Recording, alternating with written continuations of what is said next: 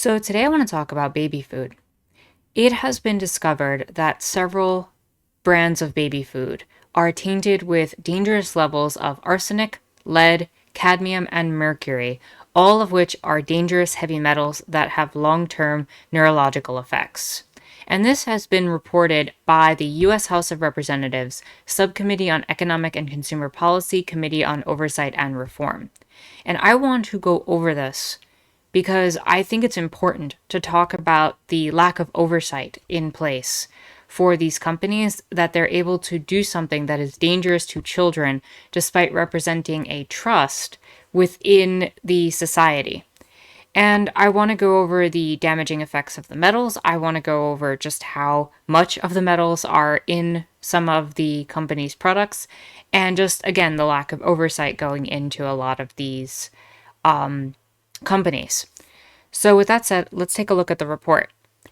So again, you have here the baby foods are tainted with dangerous levels of arsenic, lead, cadmium, and mercury, and on the screen are some of the companies. I will read them out loud in a moment when they actually come up in the report. But we have that inorganic arsenic, lead, cadmium, and mercury are toxic heavy metals. The Food and Drug Administration and the World Health Organization have declared them dangerous to human health, particularly to babies and children, who are most vulnerable to their neurotoxic effects. Even low levels of exposure can cause serious and often irreversible damage to brain development. And of course, this is, much more dangerous in children and babies because they have, because they weigh less.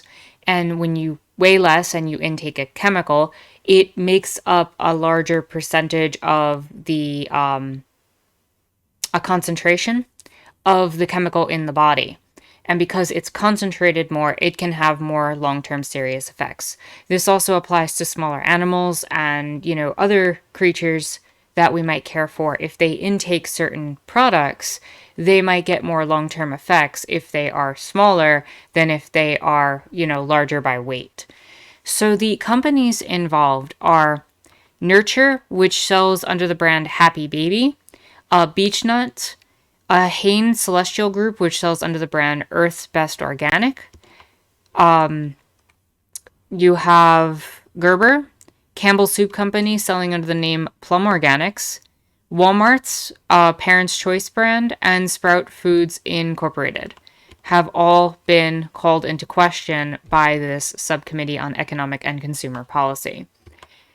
And 4 of the companies had responded to the subcommittee's request, being Nurture, Beechnut, Hain, and Gerber, to actually do their own internal testing. However, Walmart, Campbell, and Sprout Organic Foods refused and did not cooperate with the subcommittee's investigation. So we don't even know what their levels are at, and that should be taken as suspect given certain ingredients that are in the products. So according to internal company documents,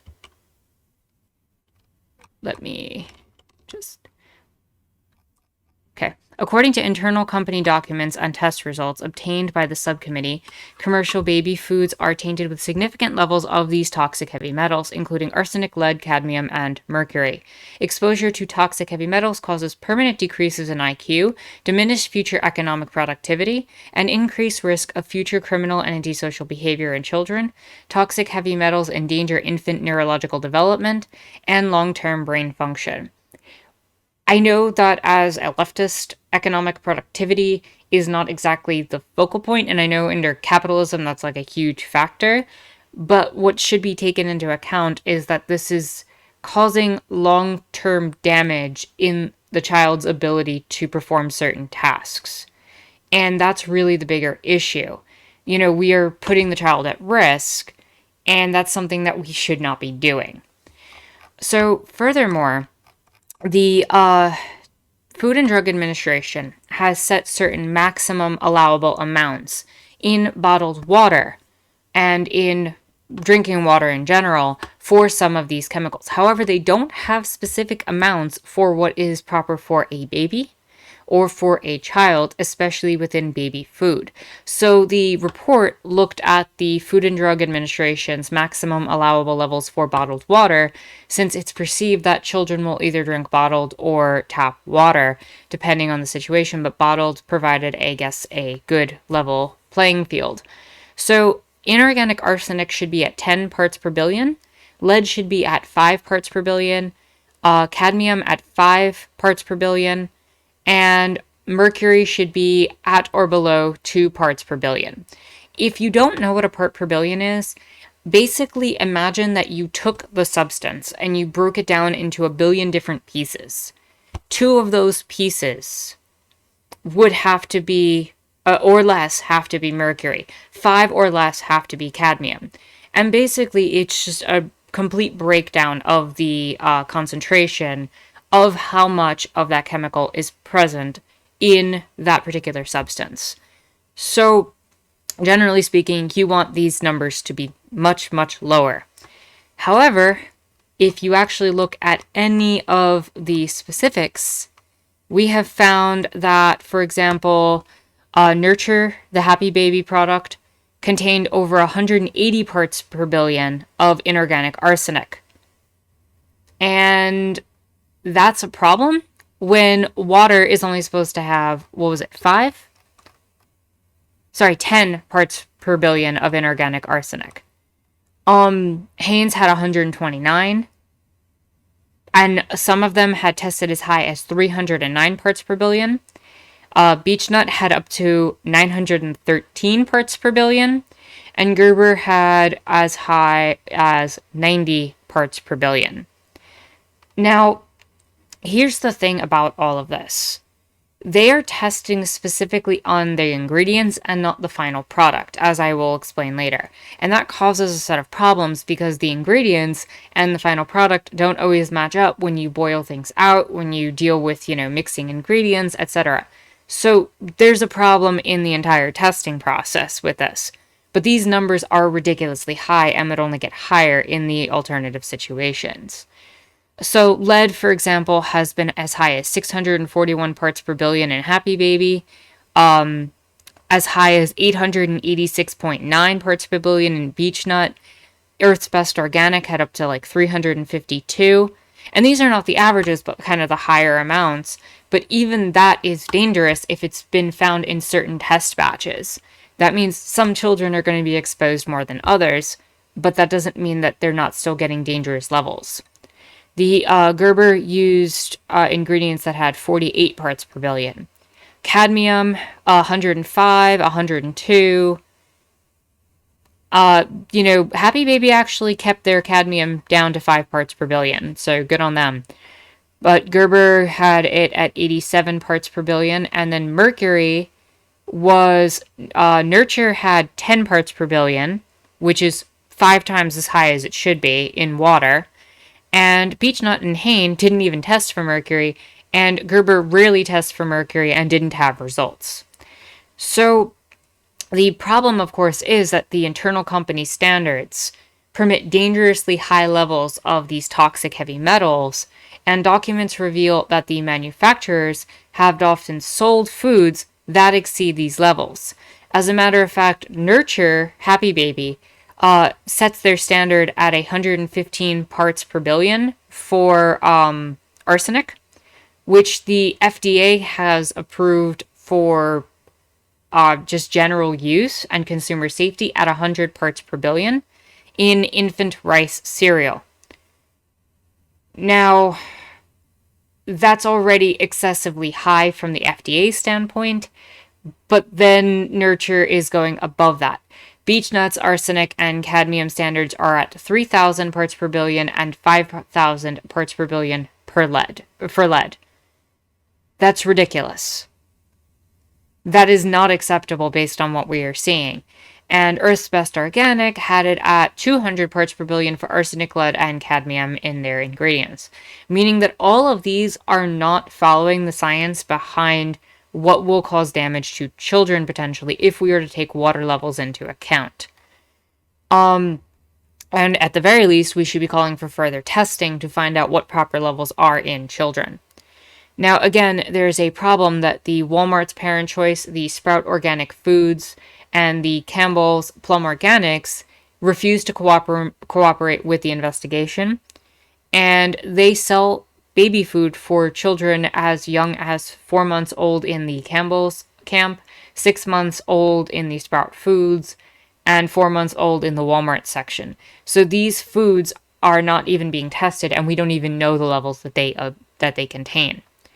Something worth noting in all of this also is that the Trump administration has known about this since August 1st of 2019 and has done nothing. They were aware of this report as early as August 1st of 2019. Sorry, as late as August 1st of 2019. And when the FDA received a secret slide presentation from Earth's Best Organic, which revealed that corporate policies to test only in the ingredients and not the final product, which I mentioned before, and that Hain may be adding ingredients that have high levels of heavy toxic metals into their products, such as certain vitamin and mineral premixes that might be dangerous for children.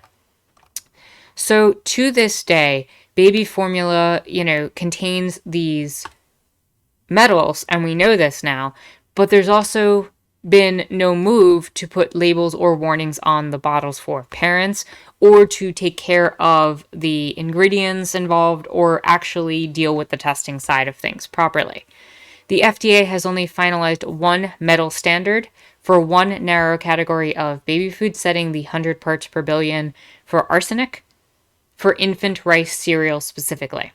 But the FDA standard is probably too high based on what we're looking at with water and other testing things. So the subcommittee ended up making the following requests, which I think are all perfectly valid and reasonable.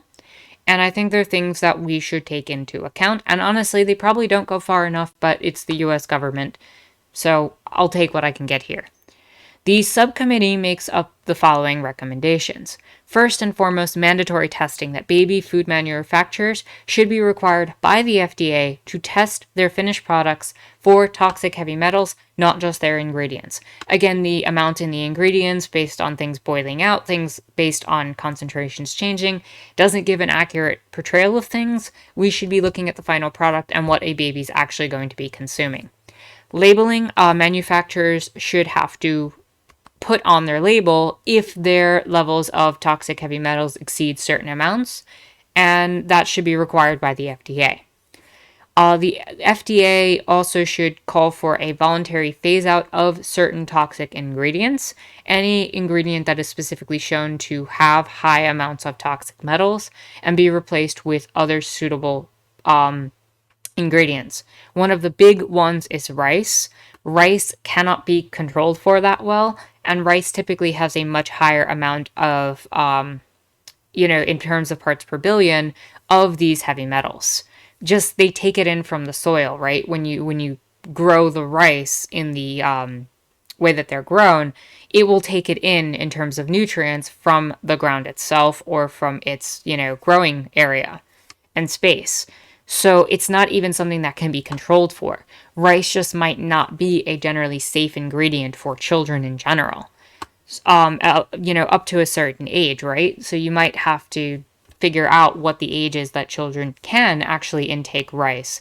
But at a young age, certainly under a year old, rice might not be a safe ingredient, and we should start pushing for a voluntary phase out of that. And if companies don't do it and it's found that it's more dangerous, we should move in the direction of actually making it mandatory that they phase out this toxic ingredient. Because rice, again, might not be safe as we are obtaining it in the United States. The FDA standard should set actual maximum levels of toxic heavy metals permitted in baby foods. One level for each metal should apply across all baby foods, and the levels should be set to protect babies against neurological effects of toxic heavy metals. So, yeah, basically, just set levels that are agreeable with the scientific community. We're using the water levels because that's what we have available, and that's something that babies do intake, but it's, not really set in stone, and we should really have set levels in place based on scientific studies. Further, parents should be able to know that toxic heavy metals are dangerous, that rice products in particular are dangerous, and there should be instituting recommendations for parents to make more informed decisions about protecting their babies. And I think labels do a long way to go with that, but also maybe an ad campaign or something to kind of explain what's going on there. So baby food manufacturers, again, hold a special place of trust. Consumers believe that they would not sell products that are unsafe.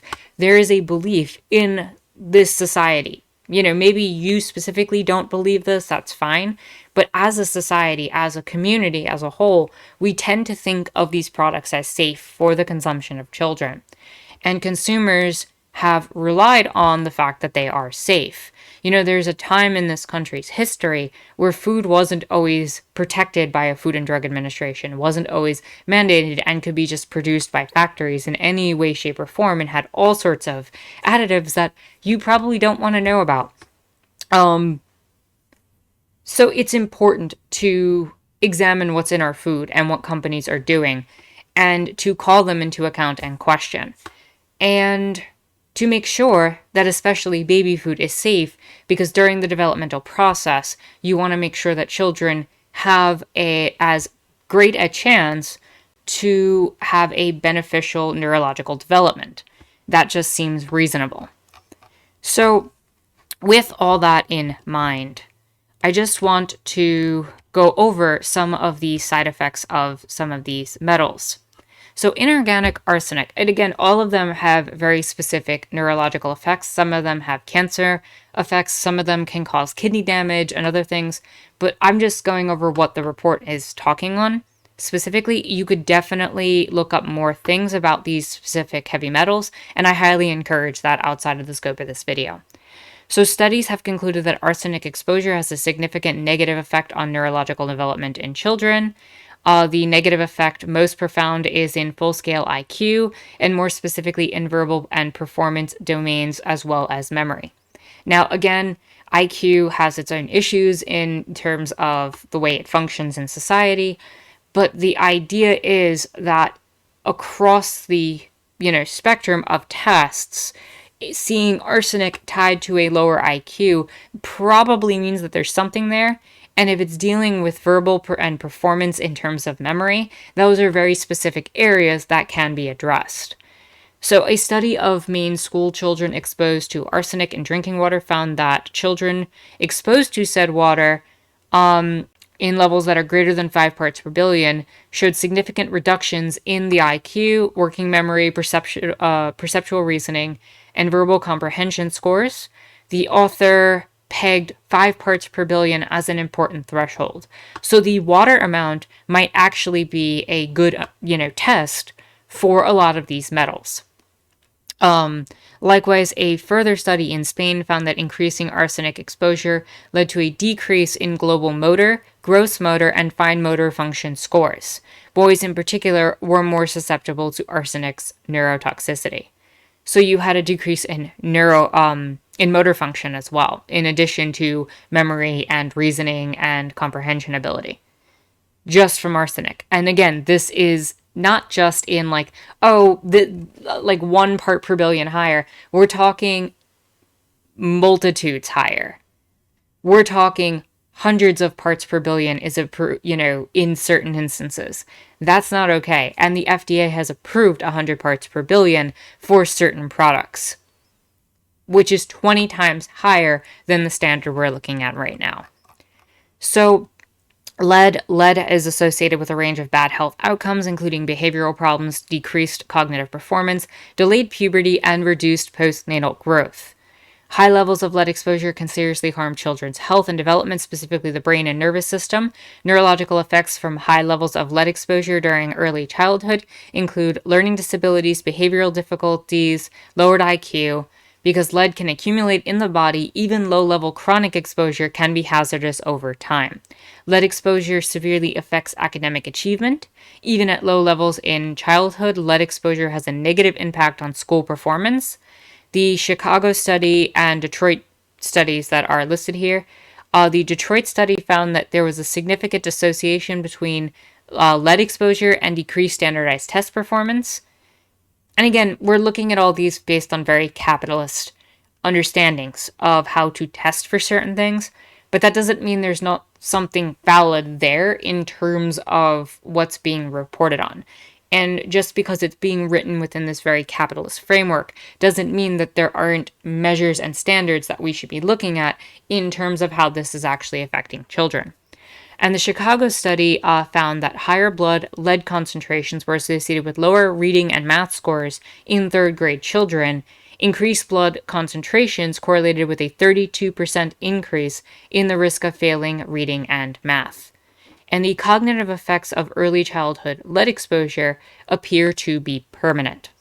And this has also been documented on how in a lot of low-income housing in the United States, lead paint is still in the walls, and a lot of the children affected are disproportionately people of color and poor people in terms of lead exposure. And given that story, this is something else that's adding even more lead exposure onto said children if they are purchasing these products. And that's something to take into account. If children are already being exposed to it, this represents an additional source of exposure for people who are living in situations where lead paint might be in the walls and they may not even be aware of it because of the way lead paint's been handled historically. So, again, just something to keep in mind and add on to the story. So, cadmium is associated with decreases in IQ, as well as potentially the development of ADHD. And mercury has had prenatal mercury exposure has been consistent with numerous neurodevelopment issues, and prenatal mercury exposure is also related to lower IQ levels. And I know specifically mercury has a tendency to lead towards kidney disease, a lot of toxicity, and the neurological development issues are broad for mercury, and more than they're actually listing here.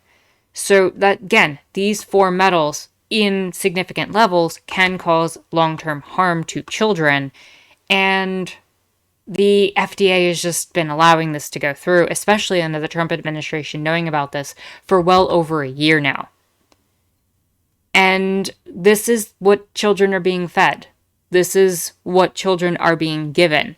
And this is a scary situation and something that needs to be investigated and talked about more, because sometimes the products aren't safe. And the alternative of making your own products sounds great on the surface, but we don't have the ability to test our ingredients either, right?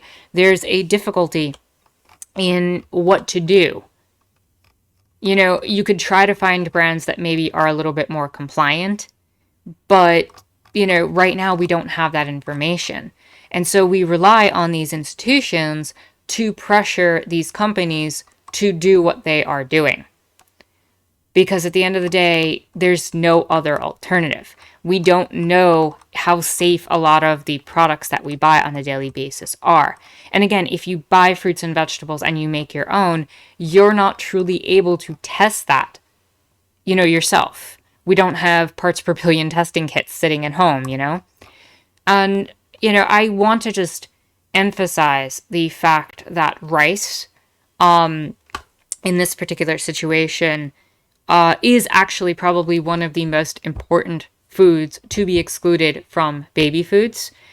Further, because we know that organic brown rice found in Earth's Best Organic, actually, the rice itself had arsenic levels of up to 309 parts per billion and exceeded 100 parts per billion in 13 out of 24 tests. The beech nut had tested over 100 parts per billion in arsenic. All of the products were rice-based.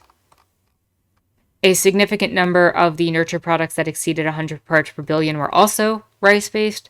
And of the Gerber batches that were over 90 parts per billion, they had rice flour.